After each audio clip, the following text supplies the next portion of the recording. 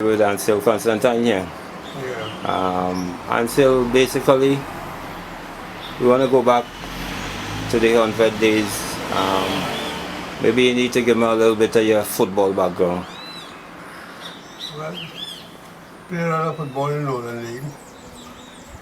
A little in front of the stands with Maple.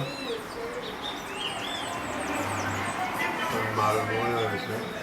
You played with Maple and Malvern? Yeah. Is that when you started in Morvant, right? Yeah, I started in Morvant. But my starting of football was on Observatory Street. With Sedley, Joseph, Edgar Vidal, Edward Vidal, and myself.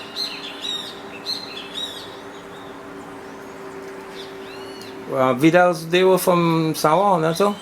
Yeah, Bartario. Yeah. I was from Bartario. Sedley was Observatory Street.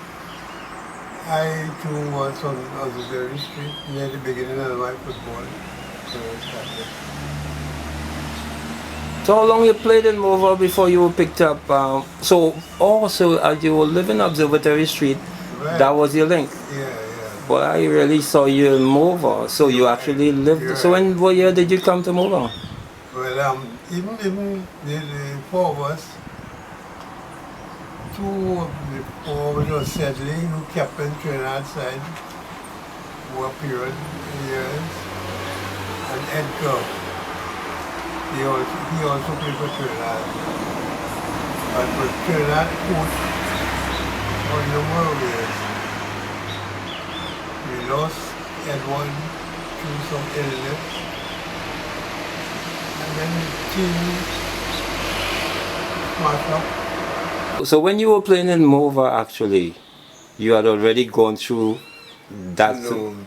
So you I played. played in Morvant, and for years I went in town and played with Malvern. And then I went over to Maple.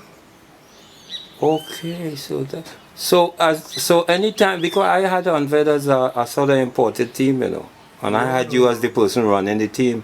You used to run the team. Who used to run 100 team? I used to run it, or Elmo Mitchell. Okay. And what I was talking to Russell in terms of the rivalry, and I was asking him. Yeah, 100 And that was the rivalry. Yeah. And then I recall, yeah. Two top teams in over. But now that I'm talking for you, and Ancil, I know you a long time. I never knew that you play for Maple, and I never knew. So I kind of happy I come and talk to you.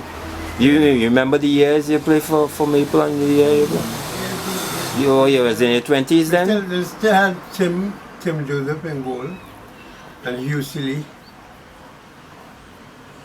We had a little bit of Anybody else from Morvant around your time who actually played with these big teams like Malvern, and had anybody else from Morvant? Pat Small.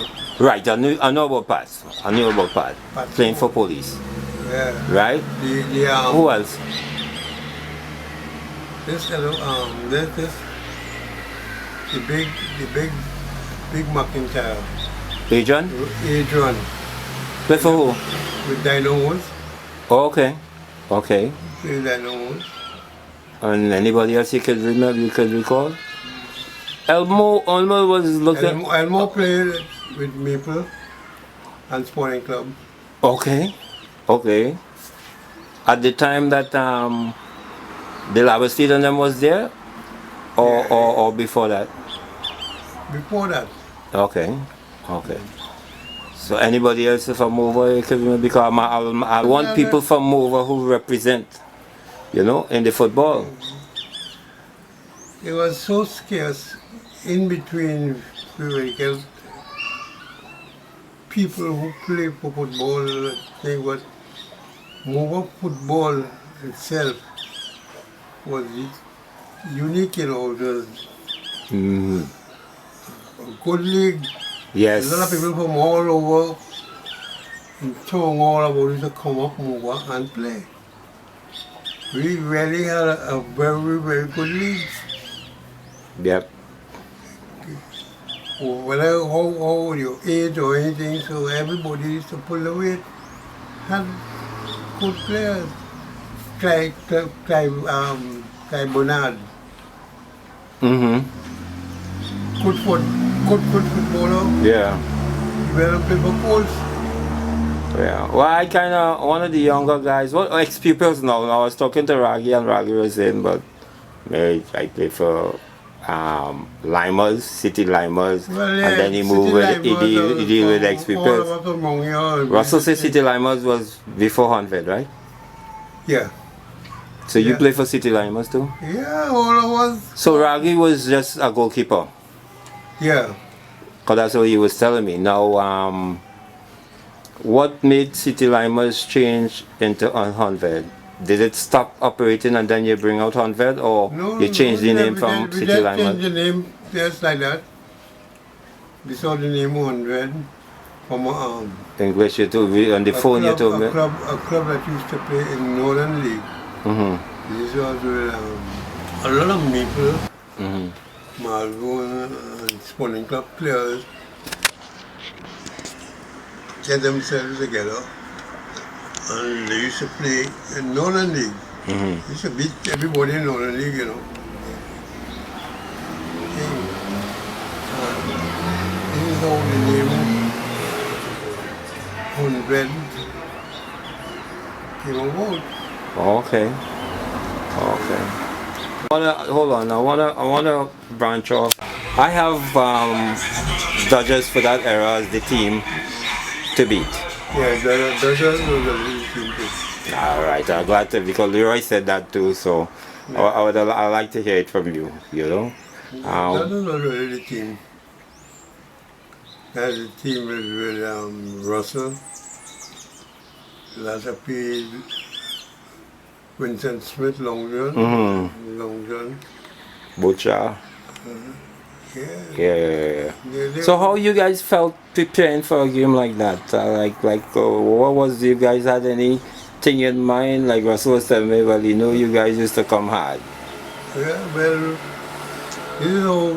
we used to play very hard, and they were more skillful than us.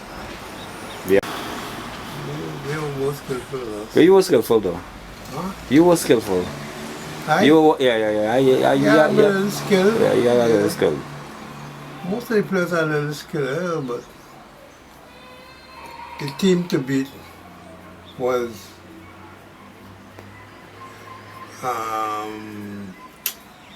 Russell and them now. Dodgers. or 100. So how you class the Manchester and the Queensland and the Blackpool? Yeah, Blackpool was With Gordon, with Chester and them. Gordon and them. They were a good team too.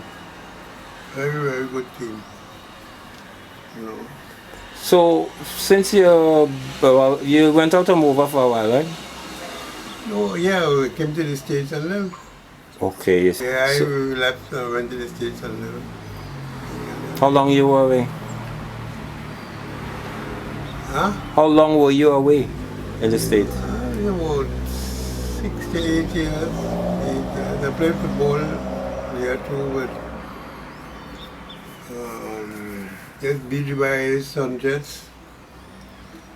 We started BWI Sunjets. Yeah.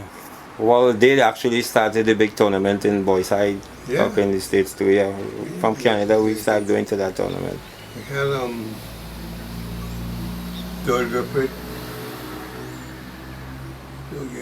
All those. So you ever link up with Bailey in New York? Billy? Yeah. Bailey, the teacher? Yes. Yeah. Yeah. And we used to lime together and thing. Our team in the States was Burnett, Clive Burnett. We had Squeaky Hines. Okay. Yeah, we had a very powerful team. Okay. You call it Squeaky, you calling a name there. Yeah. So what do you find in Mover right now? This is geared towards like a doing a Mover magazine, and now you know they're gonna be building the community center. You building the community center? Yeah. Yeah. When I came up, since then, the fighting the Bilbao Community Center was more pulling and tugging business. It's almost done. I think it's about 3-4 more months. You know, it was more pulling and tugging business. But when I come back, the whole center was still there. There's a lime in the center, the whole sort of thing in the center. But I suppose it has a lot to do with the mind of the youths against the seniors. It is not those days. Mm-hmm. You know, so we couldn't get anywhere. There wasn't a majority, and we had a plan when they get rid of the center to rebuild the center, and the sport was the trouble. We wanted the river that run between the center and the savannah. Yeah. was the trouble spot. Yeah. That ravine there, Yeah. nobody didn't know how to cross it or what to do or what not to do. And everybody have their opinion and whatnot. And all that time, people was in between the center, what we want the center and whatnot. When we built that center, it was You say it was self-help. People put put a brick by brick, put a punch a card. He said. Yeah. Okay, so you familiar with that system? Yeah. Okay. That is what I grew up on now. Okay. Yeah. When we put the stage down to the western end of the thing. The community center. Yeah. Well, it should have been up on the other side. We don't know. We didn't know. We just on the center, we built the center. Okay. We built the center, but it served well. A very, very, very useful. It was very, very useful to us. We used to play table tennis. Roy Sobers. I went to his funeral a couple of years ago. He and his brother, Walter. Mm-hmm. Walter is a lawyer in Barbados right now. Okay, so you were a part of that committee trying to look into that? Yeah. Okay. Well, it seems to be getting somewhere now, but the only thing is have a lot of inactivity. There's not much activity going on in Mover. The savannah, just do a pavilion and nothing is happening there. So anything you propose since you've been back here? Okay, savannah, that playground, that standard they build here, they say cost, what, $120,000. No one part in the world that could be true. No part of the world, none. Go back and deal with the ex-pupils, right? Two ex-pupils. We get. Did you ever play with ex-pupils? Yes. You play with ex-pupils too? Yeah. Yeah, still hold on. Ex-people is an old team, from the RC school. Right, because ex-pupils would be the team in Mover that was the sports and cultural that really was the engine behind the community center. Yeah. That's what Bill Trotman. I don't think so, no. Community center was Mr. Lopez. Okay. We used to go on the mango tree there on a Sunday. And he used to lecture to us about Eric Williams and this one and thing there.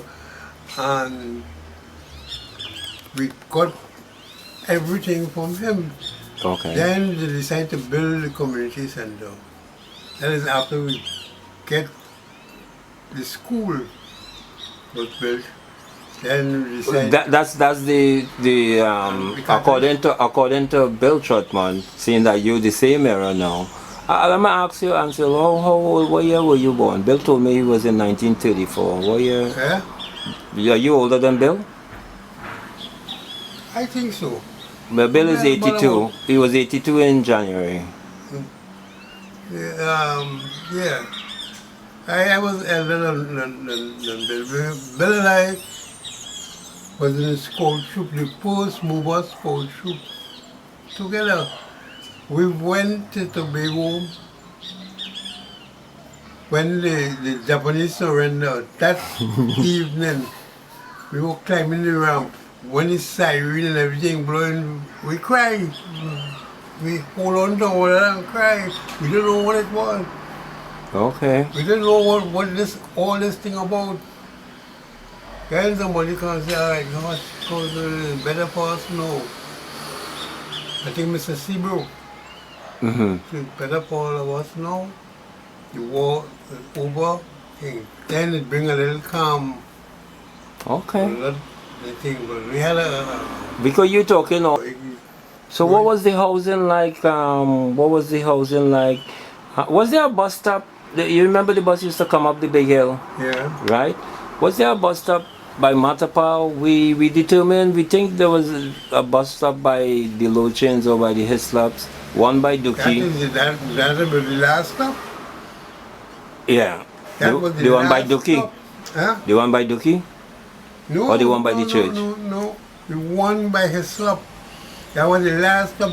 The last street in Moore was Tapana Street. Was Tapana Street? Tapana Street was the last street in Moore. Go up Tapana Street. Last street, the thing is Cicada Street.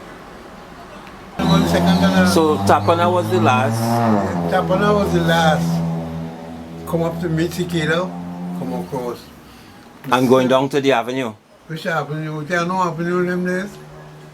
It's no Lady Young Avenue then? Oh yeah, Lady Young Avenue. Yeah, but Mr. Sebro,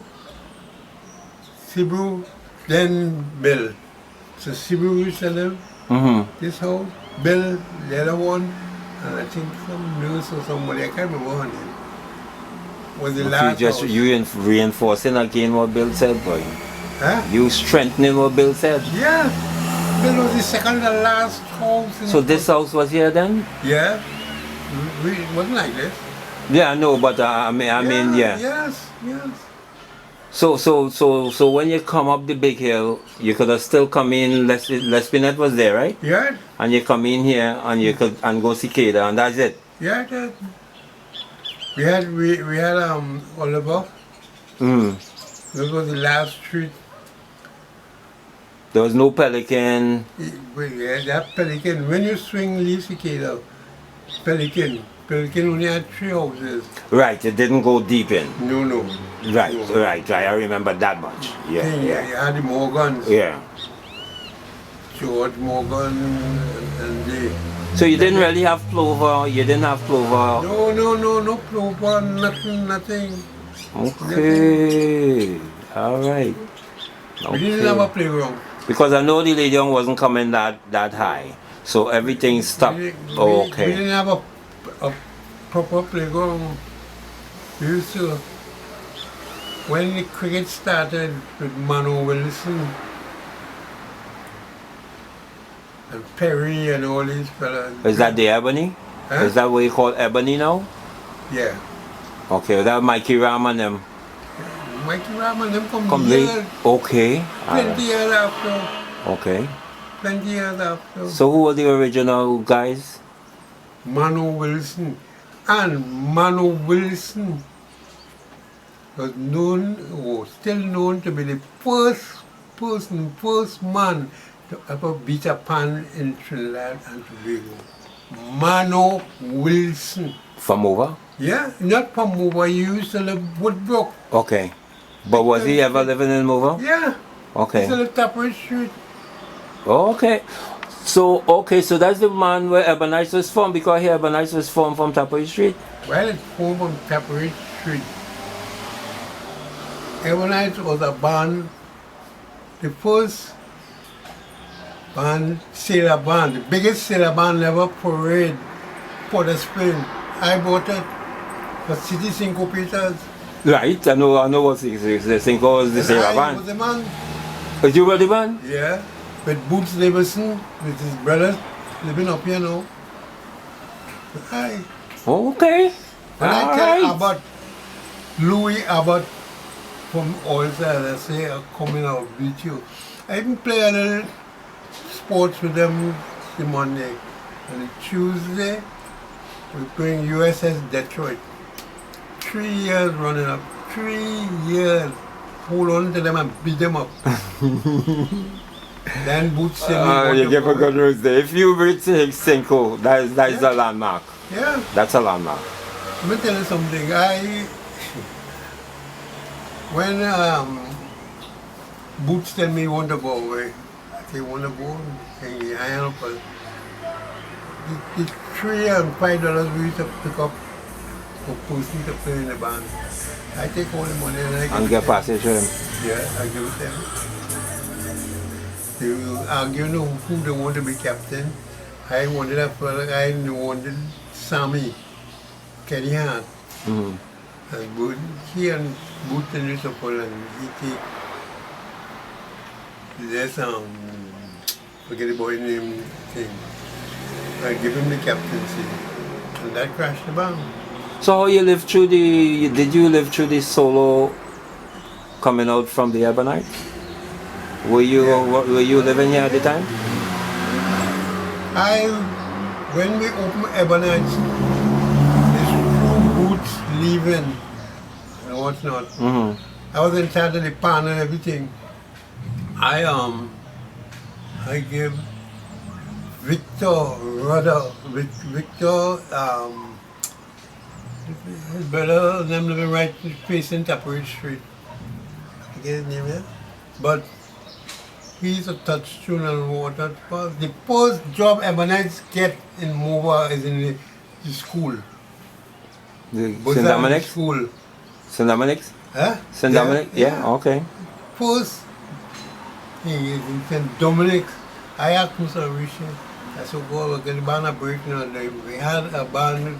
So that was the first outing Yeah. to play in the St. Dominic's school. Yeah.